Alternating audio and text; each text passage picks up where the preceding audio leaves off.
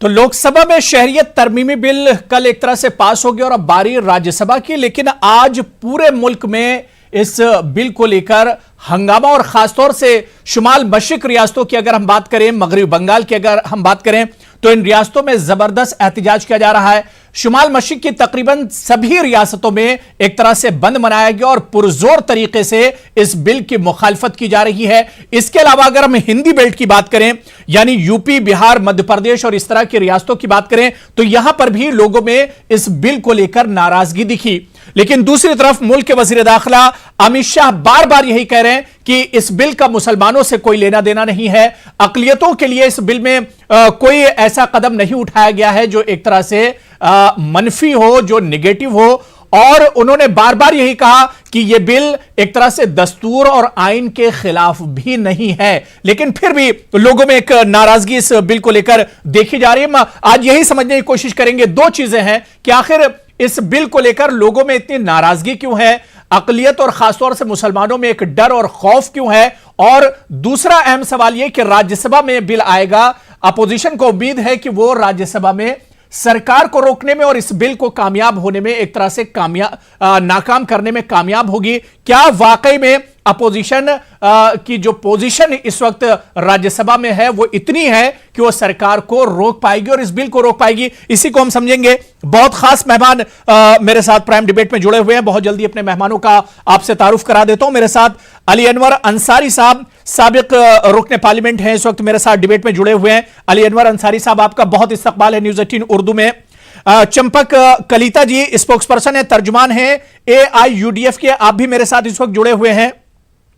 चंपक जी, आपका भी बहुत इस्तकबाल है। इरशाद अहमद साहब लीडर हैं कांग्रेस के, दिल्ली से मेरे साथ जुड़े हुए हैं। इरशाद अहमद साहब, आपका भी बहुत इस्तकबाल न्यूज़ 18 उर्दू में। इनके अलावा डॉक्टर तेज खुराना जी, बहुत खास मेहमान हमारे साथ हैं, एक्स मेंबर हैं अफगान असेंबली के। इसके अलावा तेज खुराना जी अफगान हिंदूज एंड सिख, एक किताब आपने लिखी है, उसके मुसन्निफ हैं, राइटर हैं। डॉक्टर तेज खुराना साहब, आपका भी न्यूज़ 18 उर्दू में बहुत इस्तकबाल है। इनके अलावा प्रेमकांत तिवारी जी सियासी तज्ज़ियानिगार हैं, पॉलिटिकल एनालिस्ट हैं, वो भी मेरे साथ इस वक्त डिबेट में जुड़े हुए हैं। कुछ देर में हमारे साथ बीजेपी के स्पोक्स पर्सन अश्विनी उपाध्याय भी इस डिबेट का हिस्सा होंगे। अपने तमाम मेहमानों का बहुत इस्तकबाल। सबसे पहले मैं अली अनवर अंसारी साहब आपसे शुरुआत करना चाहूंगा। अली अनवर अंसारी साहब, दो चीजें हैं। एक तो इस बिल को लेकर पूरे मुल्क में हमने देखा कि हंगामा है, लोगों में एक नाराजगी और खासतौर से अकलियत और मुसलमानों में एक डर और खौफ का माहौल है। लेकिन दूसरी तरफ हमारे वजीर दाखिला अमित शाह जी कह रहे हैं कि इसमें घबराने की जरूरत नहीं है, इसमें कुछ मुसलमानों के खिलाफ नहीं है। अली अनवर साहब।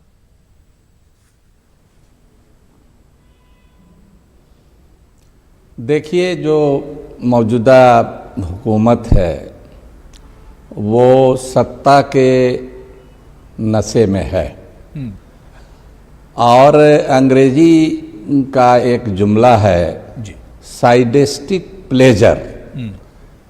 इसका मतलब कि लोगों को तंग करके, परेशान करके अगर किसी को मज़ा आता है तो उसको साइडेस्टिक प्लेजर कहा जाता है। तो कुछ इसी तरह के काम वो कर रही है सरकार।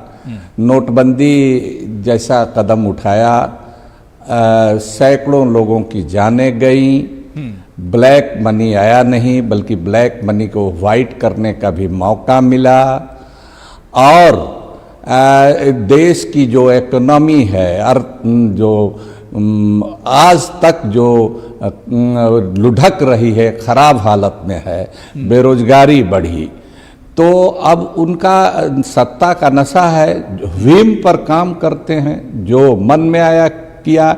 जनता को उससे परेशानी हो रही है कि क्या हो रही है। आसाम का तजुर्बा सबके सामने है, 1600 करोड़ रुपया लगा, सैकड़ों लोगों की जानें गई वहाँ। फिर से अब वहाँ NRC जो करेंगे पूरे देश में तो वहाँ भी होगी, और वहाँ जो नतीजा सामने आया वो उस नतीजा से ये हिल गए, इनकी परेशानी बढ़ी। तो उससे भी जब आदमी कोई इंसान गलती करता है तो उसको तस्लीम करना चाहिए, कबूल करना चाहिए, कदम पीछे हटाना चाहिए, लेकिन उसको पर्दा डालने के लिए गलती पर गलती, उससे भी बड़ी गलती ये कर रहे हैं। नागरिकता जो का संशोधन करते हैं, सिटीजनशिप अमेंडमेंट जो बिल है 2019 का, वो हिंदुस्तान का जो दस्तूर है, आइन है, जो कॉन्स्टिट्यूशन है, उसकी आत्मा पर, उसकी रीढ़ की हड्डी पर इन्होंने चोट किया है।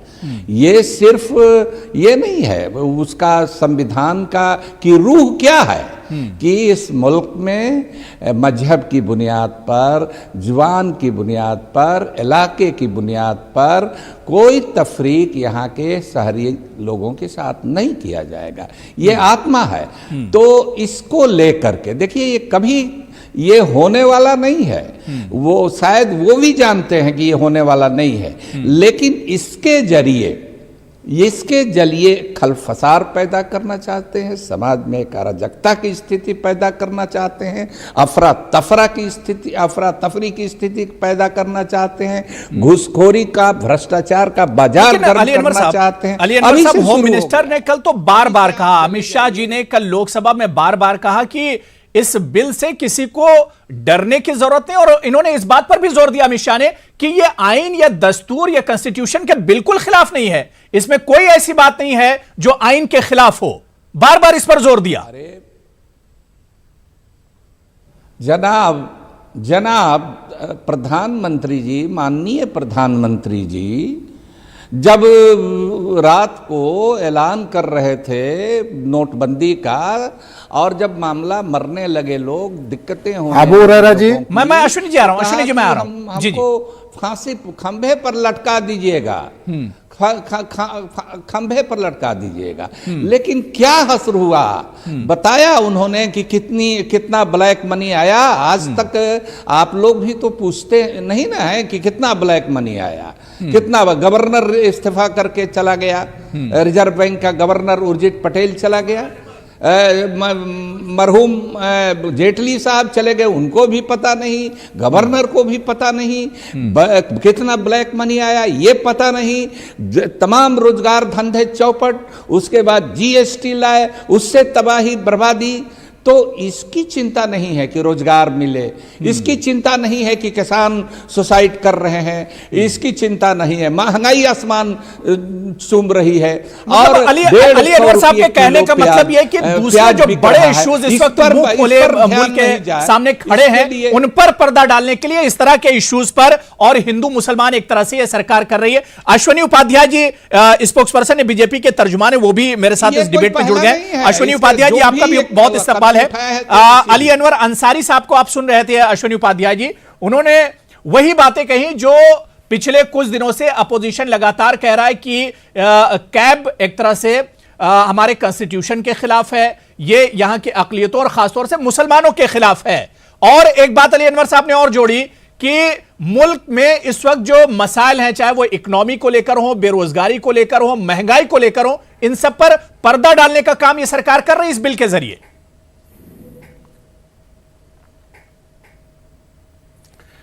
देखिए, मेरे हाथ में ये भारत का संविधान है, शायद आपको भी दिख रहा होगा अबू हुरैरा साहब, आपके दर्शकों को भी दिख रहा होगा। ये भारत का संविधान है, और एक सुप्रीम कोर्ट के वकील के नाते हर हफ्ते हम एक बार इसको हमें पढ़ना पड़ता है, बहुत सारी केस हमें देखना होता है। जरा सोचिए, इस बिल पे हाय तौबा क्यों हो रही है, और इस बिल से क्या होने वाला है। क्या ये बिल भारत के हिंदुओं के खिलाफ है? नहीं। क्या ये बिल भारत के मुसलमानों पे कोई असर डालेगा? नहीं। क्या ये बिल भारत के ईसाई, जैन, बौद्ध, या जो भारत में कोई भी पहले से रह रहा है व्यक्ति, उसके किसी अधिकार में कोई कटौती करेगा, या उसको किसी तरीके से कोई नया कुछ लेने वाला है? नहीं, कुछ नहीं लेने वाला है।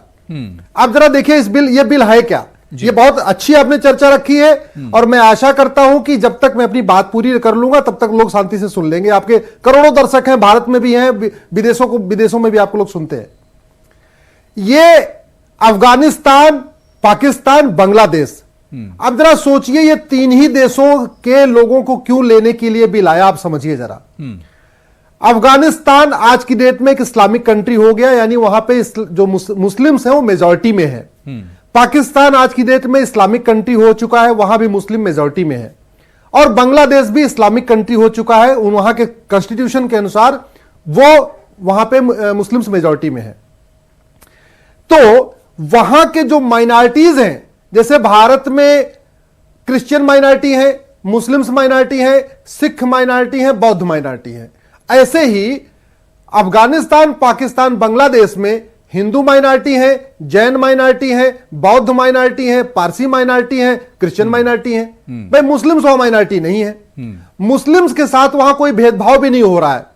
हालांकि पहले तो हो रहा था, शुरुआत से जब से पाकिस्तान बना तब से भेदभाव शुरू हुआ था। लेकिन इन दिनों जिस तरीके से कट्टरवाद बढ़ा है, जिस तरीके से वहां चरमपंथ बढ़ा उन तीनों देशों में, उसके बाद वहां के जो माइनॉरिटीज हैं उनकी हालत बहुत खराब होती जा रही है। आप भी दिखाते हैं, पूरी दुनिया की मीडिया दिखाती है। नहीं, बिल्कुल वहां पे जो मुसलमान भी परेशान है और वहां पर शिया भी परेशान है। इसका भी आपको जिक्र करना चाहिए। जो कादियानी है, जो मुसलमानों का एक सेक्टर है, वो भी परेशान है पाकिस्तान में। मैं आपको क्या कह रहा हूं, एक है आतंकवाद से परेशान होना, एक धार्मिक रूप से परेशान होना। आतंकवाद से पूरी दुनिया परेशान है, आतंकवाद से भारत भी परेशान है, पाकिस्तान भी परेशान है। लेकिन जो धार्मिक रूप से परेशान है पाकिस्तान में, वहां के मुस्लिम्स परेशान नहीं है। धार्मिक रूप से वहां पे हिंदू परेशान है, पारसी परेशान है, शिया परेशान है, वहां पर ये परेशान, वहां पर कादियानी जो है वो परेशान है। अगर धार्मिक लेवल की आप बात कर रहे हैं, मैं अपने अबू हुरैरा जी, मैं अपनी बात पूरी कर लूं, उसके बाद मैं आपके सब सवाल का जवाब दूंगा। मुझे अपनी बात पूरी कर लेने दीजिए बस, बिना रोके टोके, जैसे आपने दूसरों को मौका दिया है। सुन लीजिए। तो हमारा यह कहना है कि पाकिस्तान, अफगानिस्तान, बांग्लादेश के जो माइनॉरिटीज हैं, जिनकी बेटियों को उठा लिया जाता है, उनका धर्मांतरण करा दिया जाता है, जिनके अलग अलग तरीके से टॉर्चर किया जा रहा है, जिनको वहां पे 2M दर्जे का नागरिक माना जाता है, उनके पास उनकी वोटिंग राइट है लेकिन बेचारे वोट नहीं दे पाते, वो वहां पे उनकी जिंदगी बिल्कुल बदतर हो गई है। वो जाए कहां, कौन लेगा उनको? संबात ये है, अमेरिका लेगा नहीं, जापान लेगा नहीं, फ्रांस जर्मनी लेगा नहीं। वो लोग कहेंगे भैया तुम अपने पड़ोस में जाओ। नहीं, तो मुसलमानों को कौन लेगा? पाकिस्तान, बांग्लादेश, हिंदुस्तान के मुसलमानों को कौन लेगा? अब अगर भारत भी नहीं लेगा, अगर नहीं, हिंदुस्तान के मुसलमानों को कोई दिक्कत ही नहीं है। मैं यही तो कह रहा हूं, इतना बड़ा प्रोपोगंडा फैलाया जा रहा है इस बिल से। जो लोग भारत के नागरिक हैं उनको तो कोई दिक्कत ही नहीं है, वो तो बहुत अच्छी तरीके रह रहे हैं। अब मैं आपको एक एग्जांपल बताता हूं। जब 1947 में देश का बंटवारा हुआ धार्मिक आधार पे, तो पाकिस्तान में जो माइनॉरिटी थे वो 23% थे। आज की डेट में वहां 3% बचे हैं। तो पाकिस्तान के जो माइनॉरिटी थे वो जो 20% कम हो गए, वो कहां चले गए? क्या पाकिस्तान में जो माइनॉरिटी थे उनके लड़के जो है वो नपुंसक हैं, या पाकिस्तान में जो माइनॉरिटी रहते हैं उनकी लड़कियां बाज हैं, उनको बच्चे नहीं पैदा हो रहे? कहां गए वो 20%? ये तथाकथित लोग जो घुसपैठियों के समर्थक ऐसी बातें कर रहे हैं, वो बताएं कि 23% जो थे वो 3% हो गए, वो गए कहां? आत्महत्या कर लिया, या उनकी बहन बेटियां बाज से उनके बच्चे नहीं पैदा हुए, या वहां के जो माइनॉरिटी थे हिंदू, पारसी, क्रिश्चियन, ईसाई ये और हिंदू। ठीक है, अश्विनी उपाध्याय जी, अली अनवर साहब कुछ इस पर रिएक्शन देना चाह रहे हैं। मैं अरशद साहब उसके बाद आ रहा हूं। अली अनवर साहब कुछ इस पर रिएक्शन देना चाह रहे हैं। जी अली अनवर साहब। हेलो जी। देखिए, मैं ये कहना चाहता हूं साथी वकील साहब जी ऐसे ये पूछिए कि भाई एक पड़ोसी देश म्यांमार भी है, एक श्रीलंका भी है, वहाँ बुद्धिस्ट भी कहीं मारे जा रहे हैं, कहीं रोहिंग्या मारे जा रहे हैं, कहीं बुद्धिस्ट मार रहे हैं, कहीं बुद्धिस्ट मरा रहे हैं। तो इस बिल में सिर्फ पाकिस्तान, बांग्लादेश, अफगानिस्तान की क्यों चर्चा है? वहाँ भी तो मजहब की बुनियाद पर लड़ाई हो रही है, मारे जा रहे हैं। उसके लिए बिल्कुल अच्छा सवाल है, उसका जिक्र क्यों नहीं है? दूसरी बात जो हम कहना चाहते, नहीं सुन लीजिए, दूसरी बात जो मैं कह रहा हूँ कि आप गूगल करके देख लीजिए, जब से ये मोदी जी बने हैं कम से कम 4-5 बार बांग्लादेश के शेख हसीना से उनकी मुलाकात हुई है, बातें हुई हैं। क्या एक बार भी हमारे प्रधानमंत्री ने बांग्लादेश के बारे में कि ये कोई सवाल उठाया कि वहाँ मुसलमानों के हिंदू भाइयों के साथ क्या हो रहा है? अगर कुछ छपा हो तो जरा बता दीजिए हमको क्या हुआ। प्रधानमंत्री जी ने उसकी शिकायत अगर मान लीजिए हो रहा है, जैसा कि हमारे लर्नेड एडवोकेट साहब कह रहे हैं, तो हमारे प्रधानमंत्री क्यों नहीं यहाँ दूसरे प्रधानमंत्री से, अपने काउंटर पार्ट से बात करते हैं कि भाई हमारे हिंदू भाइयों के साथ वहाँ एक जगह भी कोई बात किया हो तो ये बता दीजिए। दूसरी बात जो मैं कहना चाहता हूं कि पाकिस्तान का आप उदाहरण क्यों दे रहे हैं? हमारा जो देश है वो एक धर्म आधारित देश है, लेकिन हमारा देश ऐसा नहीं है। हमने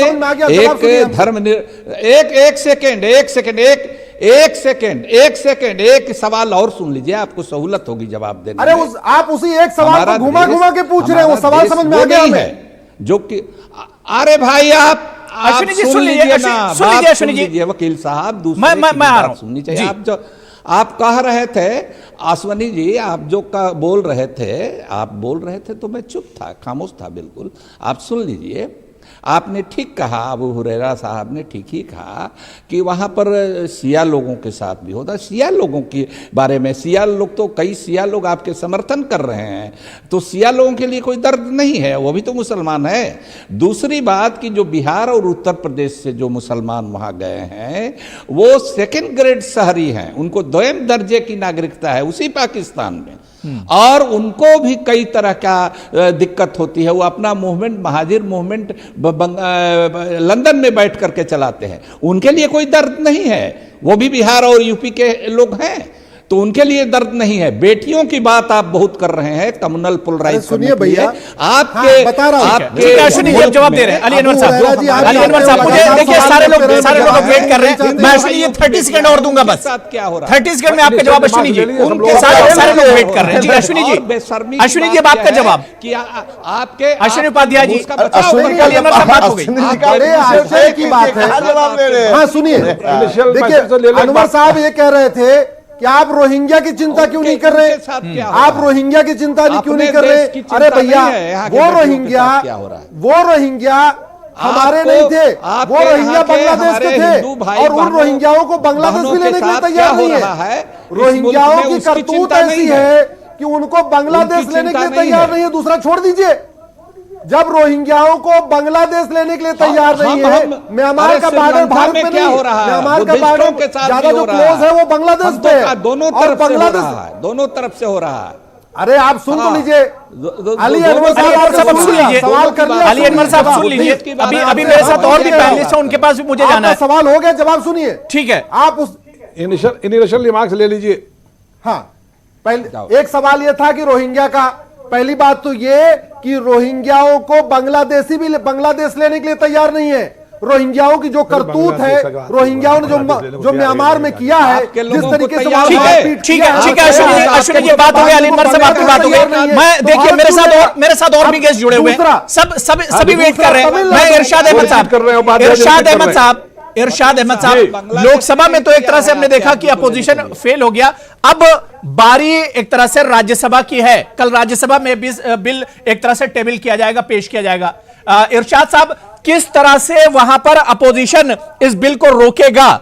लगातार हमने देखा कि इस बिल को लेकर पूरे मुल्क में हंगामा हो रहा है, खासतौर से नॉर्थ ईस्ट में। मैं ये कहना चाहता हूं कि सबसे पहले तो जो उपाध्याय जी ने कहा है वो गलत कहा है उन्होंने। ये कॉन्स्टिट्यूशन के खिलाफ है। कॉन्स्टिट्यूशन का आर्टिकल 14 कहता है जी, the state shall not deny to any person equality before the law.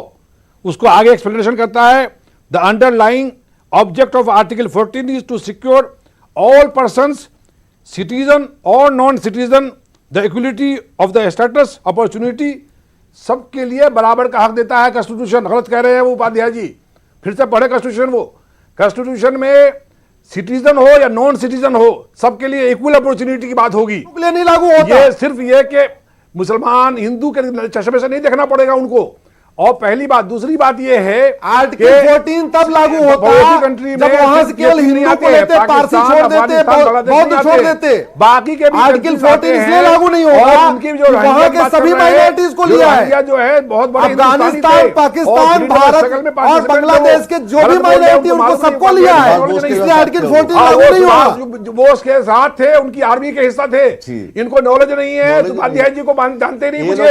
और ये जो बांग्लादेश की बात कर रहा है, बांग्लादेश भी हिंदुस्तान का हिस्सा था और पाकिस्तान भी हिंदुस्तान का हिस्सा था, अफगानिस्तान नहीं था हिस्सा। इनको म्यांमार जरूर जिक्र करना चाहिए था। म्यांमारी को उन्होंने बना दिया बाहर का। और रोहिंग्या जो है वो चाहे हिंदू हो या मुसलमान, मेजॉरिटी मुसलमानों की है, कुछ हिंदू भी है, वो सब के सब हिंदुस्तानी हैं और इनको अंदाजा नहीं, पहले हिंदुस्तान का हिस्सा था वो। जो जब वो रोहिंग्या आजादी का जंग तो लड़े नहीं ये लोग। हाँ, तो ये क्या बात करेंगे, लेकिन आपकी सरकार बने तो आप ले लेना, ये आपकी सरकार बने तो आप रोहिंग्याओं को ले लेना के खिलाफ पहला भी कश्मीर का हमारी सरकार रोहिंग्याओं को वापस भेजेगी, हमारी सरकार बांग्लादेशियों को वापस भेजेगी। मैं चंपक कलिता जी, मैं इरशाद साहब आऊंगा, इरशाद साहब मैं आगे आऊंगा। आपने जो इश्यू उठाया उस पर भी हम अश्विनी जी से उस पर मैं जवाब लूंगा, लेकिन मैं चंपक कलिता जी आपके पास आऊंगा। चंपक जी, आपने देखा कि इस इश्यू को लेकर, कैब के इस पूरे मामले को लेकर नॉर्थ ईस्ट में सबसे ज्यादा हंगामा है। नॉर्थ ईस्ट के जितने स्टेट हैं वहां पर तकरीबन आज बंद मनाया गया, सबसे ज्यादा प्रोटेस्ट वहीं पर हो रहा है। आखिर इसकी वजह क्या है?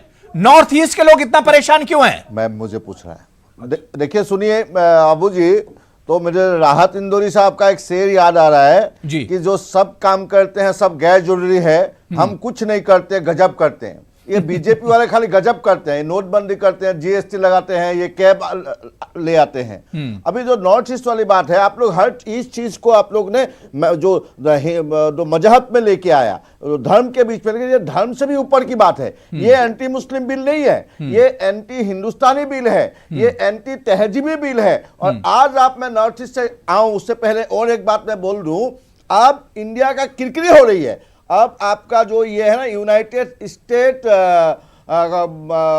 Commission for international freedom of religion, ये जो अब आज ये इंडिया गवर्नमेंट को वहां सफाई देना पड़ा अमेरिका को। इन लोगों ने बोला ये कैब से इंडिया का जो सेकुलर स्ट्रक्चर है ये खत्म हो जाएगा, नॉर्थ ईस्ट में बहुत बुरा हाल है। ये अमेरिका का बात मैं कह रहा हूं। और नॉर्थ ईस्ट का बात ये खबर है जी, ये बिल धर्म को नहीं, ये बिल एक इसका और एक एंगल है तहजीब। असम में, नॉर्थ ईस्ट में हम लोग का जो तहजीब है, ये तहजीब ये बिल खत्म कर देगी। क्योंकि अभी असम में आप माजी में चले जाइए, असम में तहरीक हुआ, जुबान का तहरीक हुआ, असम में मीडियम का तहरीक हुआ। राष्ट्रीय चैनल पे आप खुलेआम झूठ क्यों बोल रहे हैं? ये सब तहरीक किस किस के जुबान के बीच हुआ?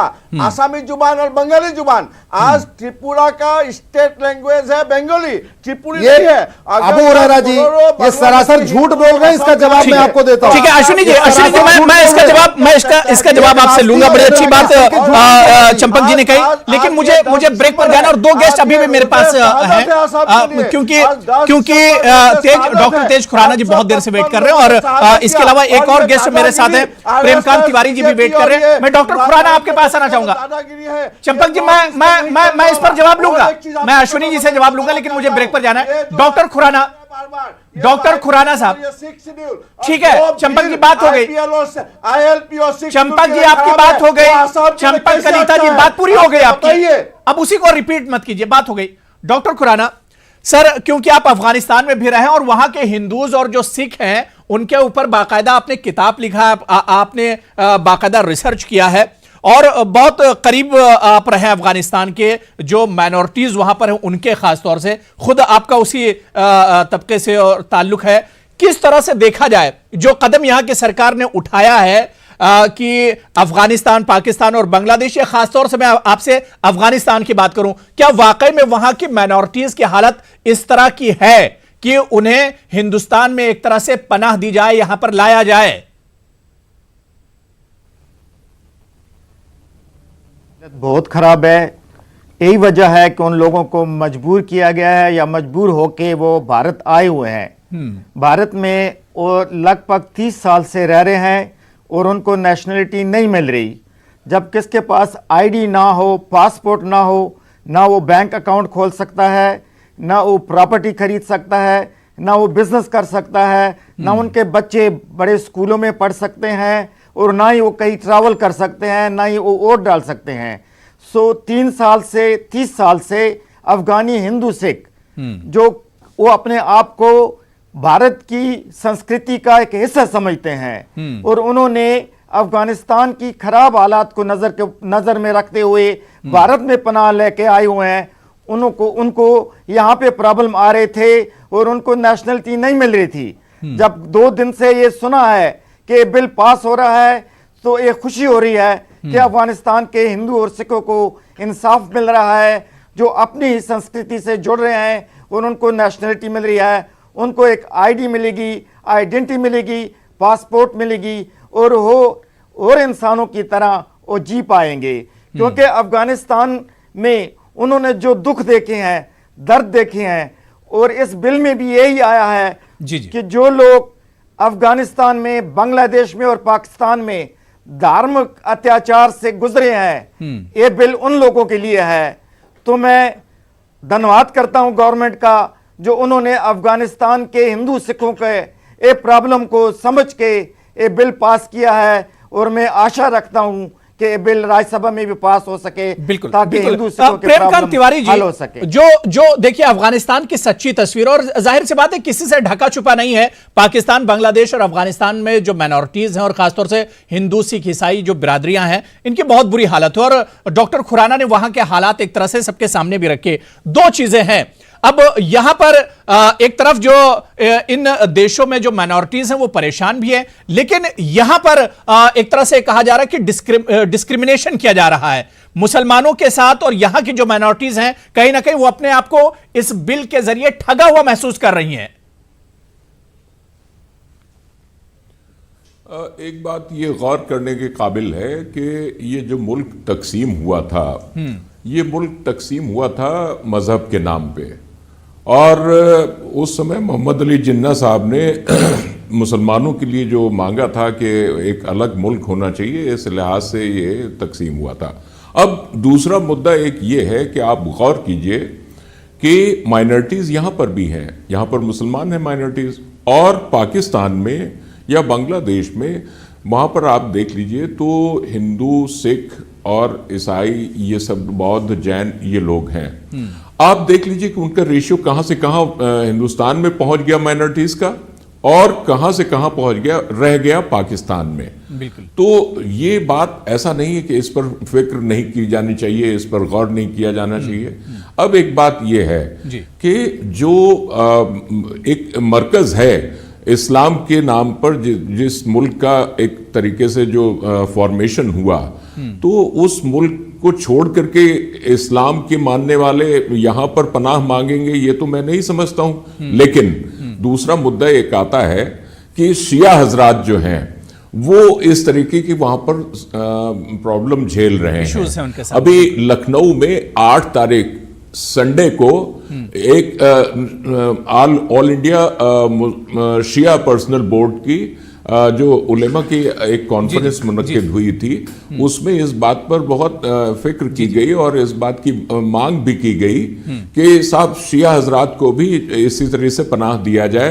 और ये जो जाहिर सी बात है, पाकिस्तान से लगातार इस तरह की खबरें आती हैं कि वहां पर किस तरह से कादियानी और शिया परेशान है। मैं प्रेमकांत जी, बिल्कुल मुझे वक्त इजाजत नहीं दे रहा, छोटा सा मुझे एक कॉमर्शियल ब्रेक लेना, ब्रेक के बाद आएंगे इस इशू पर तफसील से हम आपसे बात करेंगे। छोटा सा ब्रेक लेना है, फौरन हम लौट कर आते हैं इस इशू पर। तो प्राइम डिबेट में हम बात कर रहे हैं शहरियत तरमीमी बिल की। लोकसभा से तो सरकार ने इस बिल को पास करा लिया, लेकिन अब कल बारी राज्यसभा की है। क्या राज्यसभा में भी सरकार इस बिल को पास करा लेगी, या सवाल यह भी उठ रहा है कि अपोजिशन क्या राज्यसभा में इस बिल को रोक पाएगा, जिस तरह से लगातार मुखालफत अपोजिशन इस बिल की कर रहा है। इसी को आज हम प्राइम डिबेट में समझने की कोशिश कर रहे हैं कि आखिर इस बिल को लेकर इतनी नाराजगी क्यों है, या मुसलमान और अकलियतों में आखिर इस बिल को लेकर इतना डर और खौफ क्यों है, इसी को हम समझ रहे हैं। बहुत खास मेहमान मेरे साथ जुड़े हुए हैं। मैं ब्रेक के बाद अली अनवर साहब आपसे ही शुरुआत करना चाहूंगा। अली अनवर साहब, कल हमने देखा कि जेडीयू भी इस बिल के हक में, उसने भी लोकसभा में एक तरह से सरकार का सपोर्ट किया, क्योंकि जाहिर सी बात है एनडीए की अलायंस पार्टी है, उसने एक तरह से साथ दिया। लेकिन जेडीयू के खिलाफ बहुत जबरदस्त नाराजगी देखी जा रही है। बिहार के मुसलमान या मुल्क की दूसरी रियासतों में जो मुसलमान हैं वो एक तरह से उसकी मुखालफत कर रहे हैं। अभी कुछ देर पहले ही दिल्ली से खबर आई जहां जेएनयू के स्टूडेंट ने जेडीयू के ऑफिस के बाहर एक तरह से पार्टी के पर्चे फाड़े हैं। तो जेडीयू को कहीं ना कहीं एक नाराजगी का सामना करना पड़ रहा है इस कदम के बाद।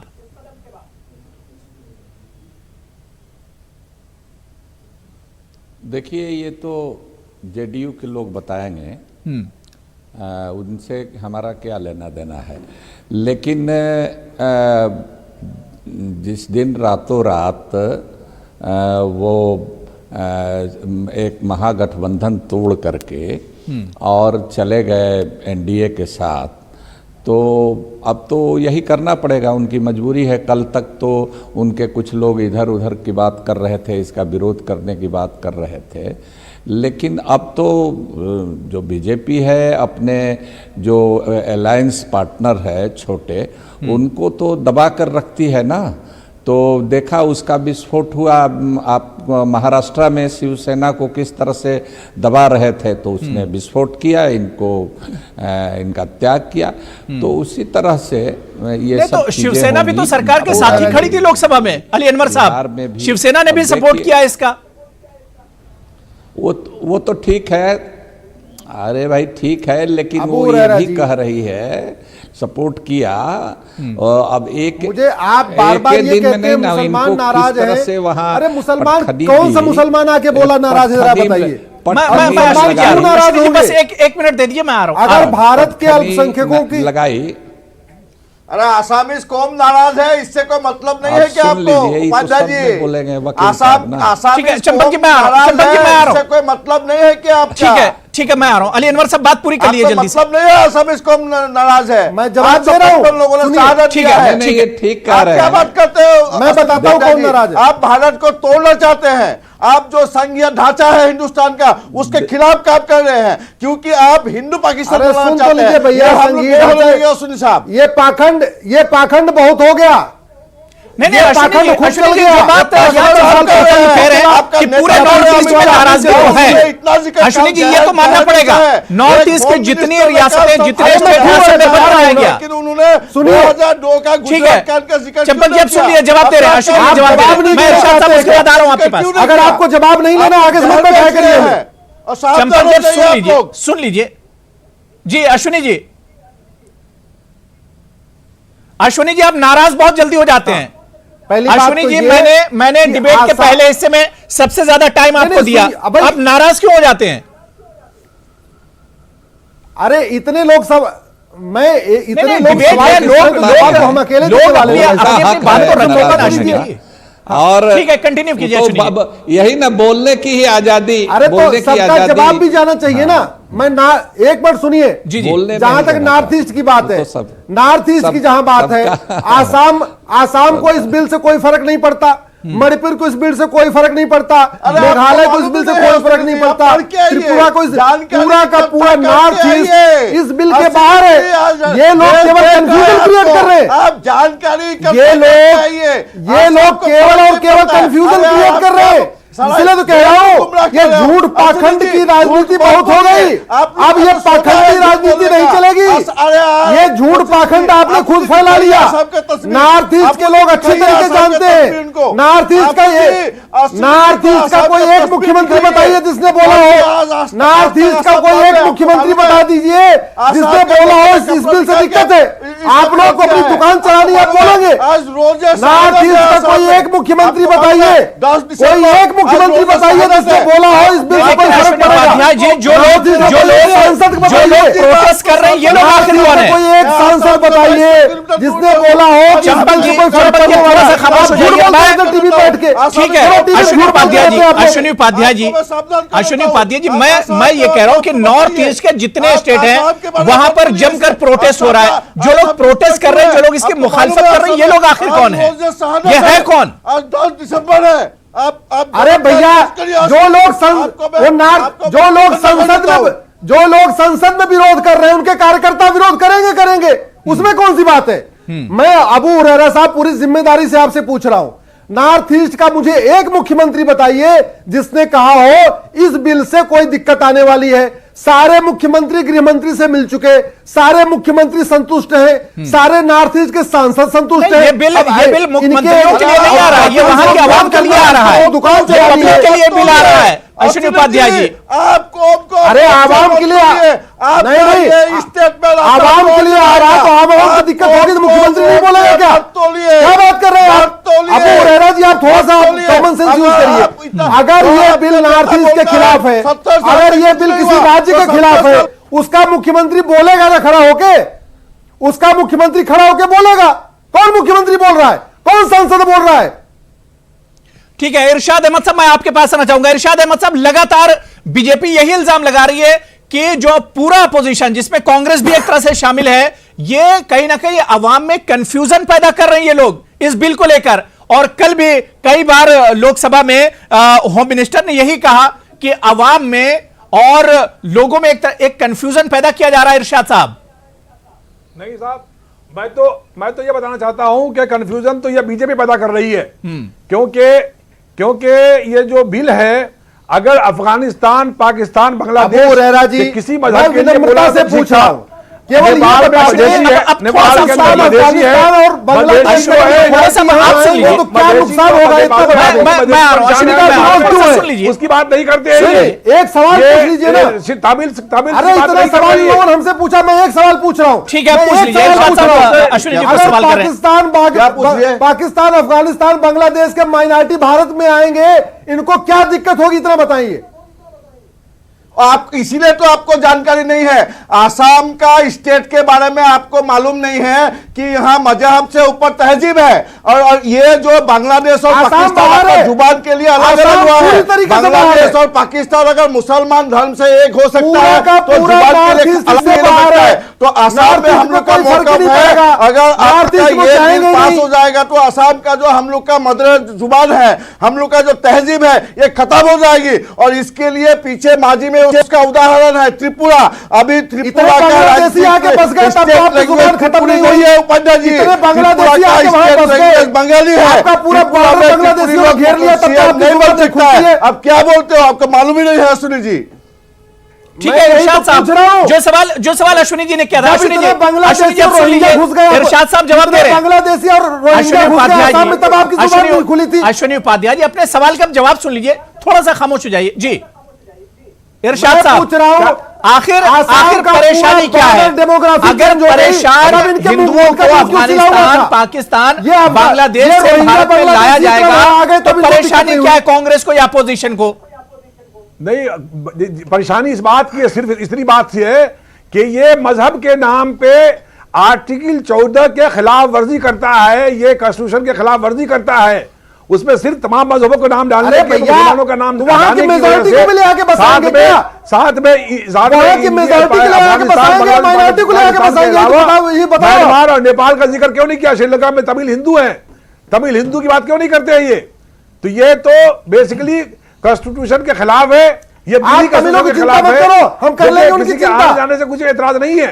गृह मंत्री जी ने स्पष्ट कहा है तमिलों की भी चिंता की जाएगी, आप चिंता मत करिए, सिटीजन के तमिलों की चिंता करेंगे। मजहब की बुनियाद पे नहीं रोक सकते उसको, मजहब की बुनियाद पे रुकना बना है इस कॉन्स्टिट्यूशन पर। आर्टिकल 14, 15 आप मुझे बताइए, आप बांग्लादेशियों को बाहर से भगाना चाहते हो नहीं चाहते?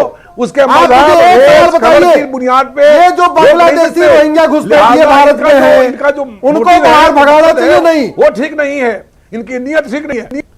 हमारा कहना सिर्फ ठीक है, मैं प्रेमकांत तिवारी जी, ठीक है। अब इरशाद साहब और अश्विनी उपाध्याय जी, अब आप लोग सुन लीजिए, मैं आप लोग के ही काम की बात करूंगा। मैं प्रेमकांत तिवारी जी, सर, क्योंकि अश्विनी उपाध्याय जी भी और इरशाद अहमद साहब दोनों कानून के बहुत अच्छे एक तरह से जानकार हैं, लेकिन मैं प्रेमकांत तिवारी जी, मैं सिर्फ इस वजह से आपसे समझना चाह रहा हूं, जो इस पूरे बिल को अनकॉन्स्टिट्यूशनल एक तरह से बताया जा रहा है, गैर संवैधानिक बताया जा रहा है, मैं सिर्फ यह समझना चाह रहा हूं, बार बार जो आर्टिकल 14, 15, आर्टिकल 5 और आर्टिकल 10 की जो लगातार इसमें बात आ रही है, क्या वाकई में संविधान के खिलाफ है जो कदम सरकार ने उठाया है?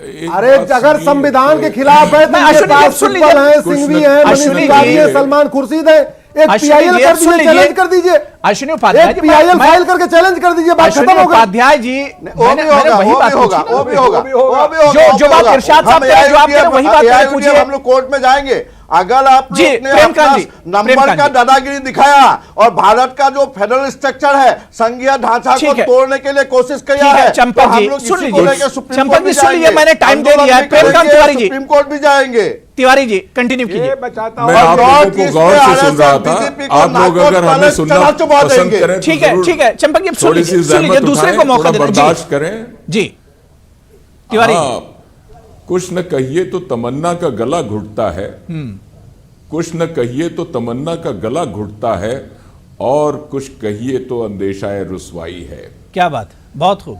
ये मैं जी शुक्रिया।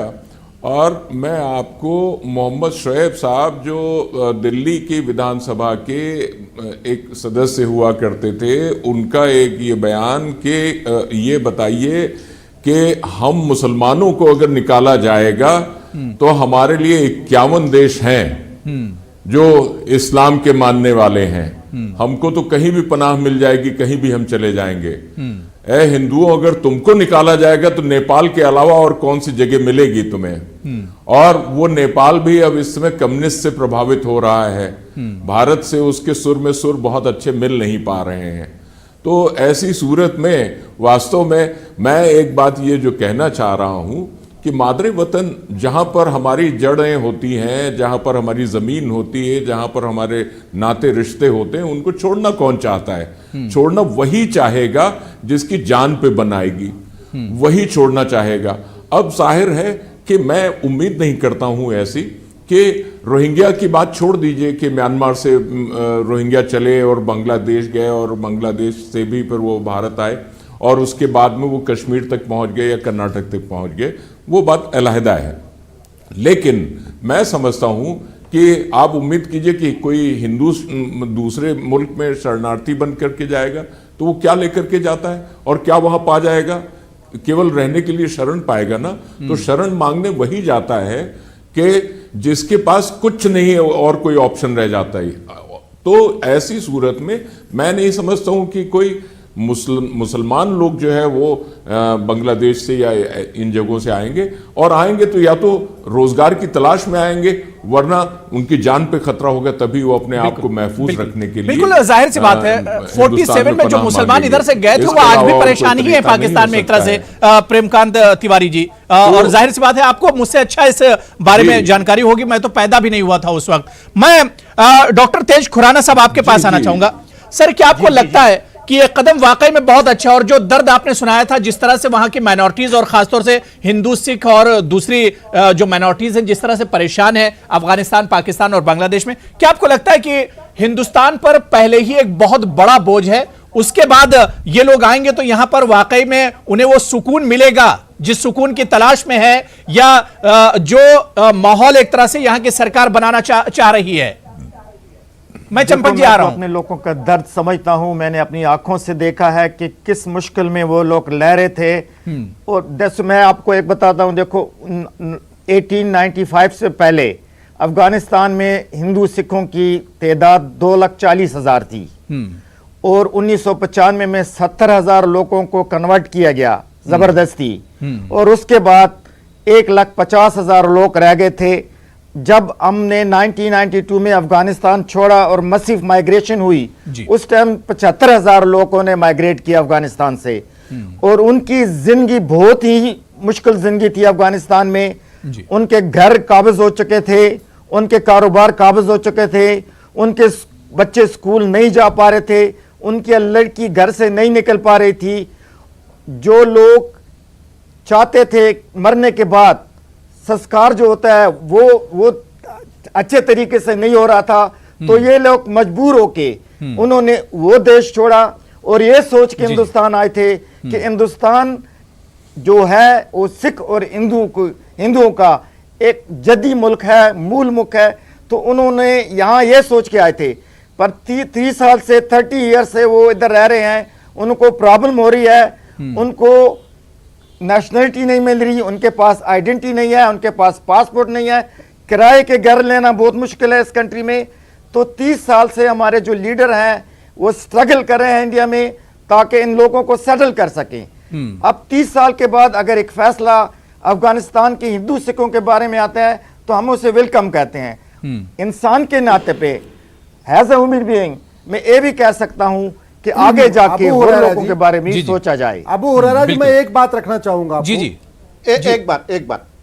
एक बात अब अबू अच्छा ठीक हुरैरा है अश्विनी जी, अश्विनी ये जी, जो अश्विनी जी, मैं आपके अफगानिस्तान पास आ है रहा हूं, ना, लेकिन चंपक जी हमारे बहुत देर यहाँ- से वेट कर रहे हैं, उनसे एक सवाल ले लेता हूं। जी चंपक जी, आप कुछ कहना चाह रहे आबू जी, हैं? देखिए- मैं फिर अश्विनी जी देखिए, आपसे जवाब ले ये- लूंगा उसके बाद। जी देखिए आबू जी, और अली अनवर ये साहब आपके होना पास भी चाहिए- आ रहा हूं। जी ये होना चाहिए था आबू जी, ये होना चाहिए था कि इस खित्ते में अगर कोई भी धर्म के पीड़ित लोग किसी भी धर्म का हो जी। हिंदुस्तान में आए, हिंदुस्तान उन्हें पनाह दे और बिल्कुल। उनके उसके बाद उस देश को, अफगानिस्तान हो, पाकिस्तान हो, बांग्लादेश हो, कोई भी देश हो, उस देश का वो हाल सुधारे और इसके बाद इनको वहां फिर भेजे।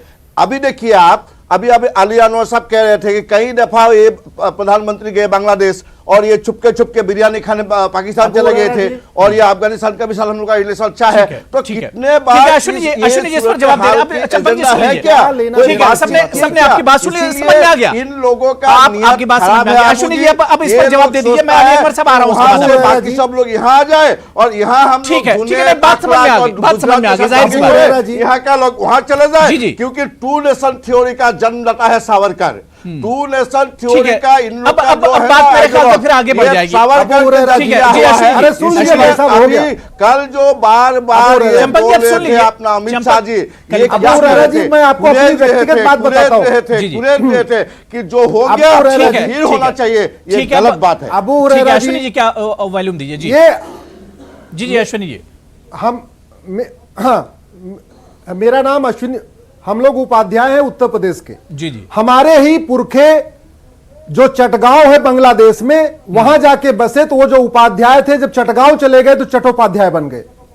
आज की डेट में वहां उनकी इतनी बुरी हालत है कि बाद में वो बेचारे सब छोड़ छोड़ के चले आए। जमीन बेसिकली क्यों बैकग्राउंड दे दिया बताने का मतलब ये था, तो आप जमीन ये देश का क्यों उपाध्याय दे दिया यूपी से इनको? गए थे चटगांव अगर बांग्लादेश उनका में बुराई और हाल वहां है तो चट्टोपाध्याय जमीन बने, दे दिया उपाध्याय लेकिन जी। वहां चट्टोपाध्याय से वापस फिर उनको बंगाल भाग के आना पड़ा। उनकी जिंदगी इतने नरक हो गई। क्यों दे दिया इसी फिर? तरीके से आसाम जो का गंधार है जमीन अफगानिस्तान बांग्लादेश को में, क्यों दे दिया? बेस जो हमको भी गंधार पता है ये दुर्योधन का आसाम का ननिहाल था। जमीन बांग्लादेश ये को दुर्योधन बेस का हमको ननिहाल पता था। है। गंधारी क्यों गंधार की दिया? रहने वाली आप थी, तो यही हाल लेकिन है। आज की डेट में वहां पे सर्वों की तरह इतना हमको बुरा हाल हो क्यों गया। दे दिया? बिल्कुल।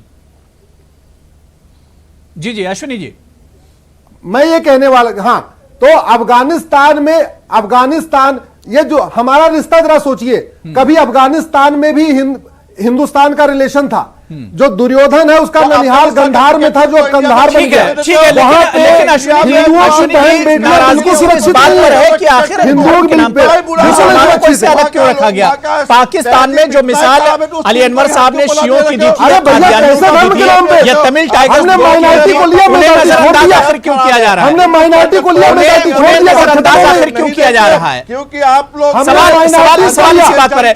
मैं अली अनवर साहब आपके पास आना चाहूंगा। अली अनवर साहब, अब राज्यसभा की बारी है, लोकसभा के बाद राज्यसभा की बारी है। जी, जी। क्या आपको लगता है कि धार्मिक राज्यसभा में इस बिल को अपोजिशन रोक पाएगा? अली अनवर साहब, अरे ये लोग चुप हो तब ना। नहीं नहीं बोलिए, इन लोग को चुप सभी खामोश हैं। देखिए जी मेहरबानी करके हमारी भी बात सुन लीजिए। हमारी आदत नहीं है इस तरह से जी जी जी, ये करने की। देखिए हम लोग क्यों अपने इस महान मुल्क की, जमहूरी मुल्क की, गांधी के मुल्क की, स्वामी विवेकानंद के मुल्क की हम लोग तुलना पाकिस्तान से, बांग्लादेश से, नेपाल से क्यों कर रहे हैं? हमारा मुल्क, उनका जो निज़ाम है, सियासी निज़ाम, हमारा निज़ाम वो अलग है। हमारी तहजीब जो आपको है, भारत के हिंदुस्तानी माइनॉरिटी की तहजीब, चिंता है तो पाकिस्तान वो के इस माइनॉरिटी बात की पर चिंता क्यों नहीं फख्र करते आप? करती है बस। अरे भाई वकील साहब, आप क्यों दूसरे की बात सुन लीजिए, मेहरबानी करके सुन लीजिए। अली अनवर साहब, मैं आपसे हाथ जोड़ के पूछ रहा हूँ, नहीं कर आप भारत के माइनॉरिटीज की चिंता करते हैं, आप भारत में माइनॉरिटीज के हक की बात करते हैं, काम तो ले आप लीजिए ना भाई। पाकिस्तान, बांग्लादेश, अफगानिस्तान के माइनॉरिटीज के खिलाफ होगे। सब चैनल को, आखिर उन सब चैनल तीन का, देशों में जो माइनॉरिटी अखबारों है, का तो मुंह उनके बंद खिलाफ करा आप लोग दिए क्यों हैं। खड़े हो गए? ठीक है अश्विनी जी, मैंने बहुत टाइम आपको दिया। सुनिए अली अनवर साहब काम की बात कर रहे हैं, तब हम अपनी बात पूरी करेंगे। जी अब अली अनवर साहब देखिए, हम हिंदुस्तानी लोग जी ये फक्र के साथ कहते हैं वसुधैव कुटुंबकम, अयम निजः परो वेति गणना लघुचेत साम, उदार चरितानांतु वसुधैव कुटुंबकम। ये हमारे देश, ये आजाद होने से पहले हजारों साल की हमारी विरासत की बात है। वसुधैव कुटुंबकम, यही गांधी ने बात कही, यही विवेकानंद ने बात कही। तो हमारा जो मुल्क है यह अपना है, ये पराये का है, ऐसा जो छोटे विचार के लोग हैं ये करते हैं। तो आप इरशाद अहमद साहब, आप इरशाद अहमद साहब, क्यों, क्या जहां क्या जमहूरियत अपोजिशन नहीं है, राज्यसभा में रोक पाएगा इसे? तो अपने हाँ, में बात हम कर रहे हैं। हमारा कैसे देश, जो कैसे भारत रोकेंगे के इसे? लोग हैं, इरशाद भारत के तो लोग ही हमारा हैं। देश अलग है। ठीक है, इरशाद साहब का जवाब ले इरशाद बाबा साहब अहमद साहब, अम्बेडकर कैसे रोकेंगे अपोजिशन? विवेकानंद, स्वामी विवेकानंद ने ये झूठ पाखंड की राजनीति नहीं चलेगी अली अनवर साहब, ये अपीजमेंट वाली पॉलिटिक्स नहीं चलेगी। ठीक है, बात आप या तो माइनॉरिटी के साथ ठीक है, खड़े होइए या माइनॉरिटी का विरोध करिए। अली अनवर साहब आपकी ये बात हो गई। पाखंड नहीं चलेगा। ठीक है, मैं इरशाद आप साहब, भारत के माइनॉरिटी के साथ खड़े चंपा रहेंगे की बात हो गई, और पाकिस्तान चंपा की की बात हो माइनॉरिटी गई, का विरोध बात हो गई। करेंगे। देखिए, एक ये करके बात पाखंड करो नहीं तो बात चलेगा। समझ में आती है। यदि आप भारत के माइनॉरिटी के साथ खड़े हैं उस तो डिबेट का बांग्लादेश के माइनॉरिटी के साथ खड़े हो नहीं रह जाते जाइए। हैं। मैं आखिरी कमेंट, इरशाद अहमद साहब, कैसे रोकेंगे राज्यसभा में? क्या अपोजिशन में ताकत है कोई इस बिल को रोक पाए राज्यसभा में? पूरी ताकत लगाई जा रही है। जीतेंगे। तमाम लोगों से बात की जा रही है, लोग पलट रहे हैं। अपोजिशन के लोग आ रहे हैं, जेडीयू भी आ गया। वो लगता है कि जेडीयू भी आ जाएगा साथ में, शिवसेना भी आएगा साथ ठीक में, है, और लगता है ठीक कि है। अब ये बीजेपी फ्लोर पर भी आ ही रही एक तरह है, से बीजेपी। मुकाबला तो फ्लोर पर ही बीजेपी होगा और भी आ कौन रही है। जीतता है कौन हारता है तो देखना अहम होगा। लेकिन लोगों में एक नाराजगी है, सरकार को उससे भी देखना चाहिए और खासतौर से शुमाल मशरिक की रियासतों में इस बिल को लेकर बहुत नाराजगी है। और राज्यसभा में क्या वाकई में जहां पर सरकार का भी इम्तिहान है, अपोजिशन का भी इम्तिहान है, क्या वाकई में अपोजिशन राज्यसभा में इस बिल को रोकने में कामयाब होगी, यह देखना बहुत अहम होगा। बहुत बहुत शुक्रिया अली अनवर साहब अपना कीमती वक्त देने के लिए, अश्विनी उपाध्याय जी, चंपक कलिता जी, इरशाद अहमद साहब, डॉक्टर तेज खुराना साहब और प्रेमकांत तिवारी जी, सभी का बहुत बहुत शुक्रिया प्राइम डिबेट में जुड़ने के लिए और अपना कीमती वक्त देने के लिए।